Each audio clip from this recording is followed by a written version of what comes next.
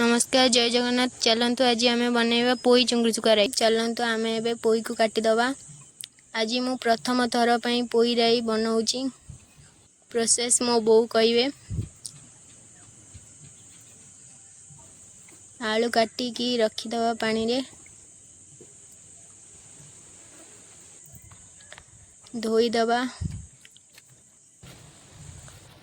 पोई शाग भी टे काटिदबा। मु जान नी कि पोई शाग पकेले भी रायता भल लगे। बो कहले तेणु पकईदबा। एबे पियाज काटिकी बेसर पर रखीदबा। चलतु राई पर बेसर प्रस्तुत करवा। जीरा सोरिष लंका पियाज रसुण पकईदबा। प्रथम कढ़ई तेल पकई चुंगुड़ी शुखुआ भाजवा। नाली टिके हवा जाए भाजवा। चुंगुड़ी को एबे प्लेट रे काढ़ीदबा। से ही तेल रे पोई आउ आलू को भाजीदबा। एबे हल्का भाजवा।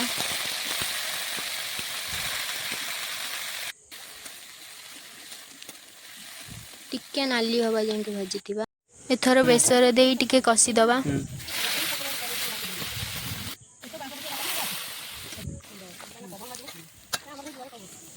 एबे टिके हलदी पके गोलेदबा।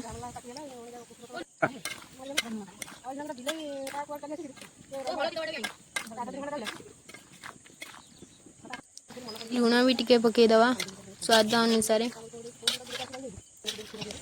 पानी दे टिके फुटिबा पई छाड़ीदबा। एबे आलू पोई सीझी गला तो आमे बैगण और शाग पकई टिके गोलेदबा।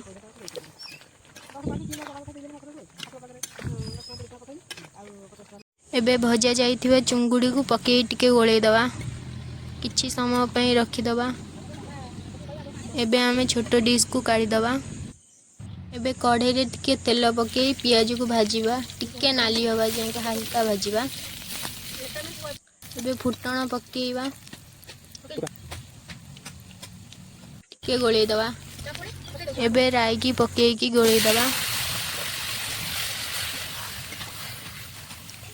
देखंतु ये हेई आसिलानी। हेई गला हमर एबे पोई चुंगड़ी सुकुआ राई। एबे प्लेट को गोटे प्लेट को काढ़ीदबा। एई भली पोई चुंगड़ी सुकुआ राई बनै खान। भल लागिले कमेंट करिवे। भूल किछि हेइतले क्षमा करिदेवे।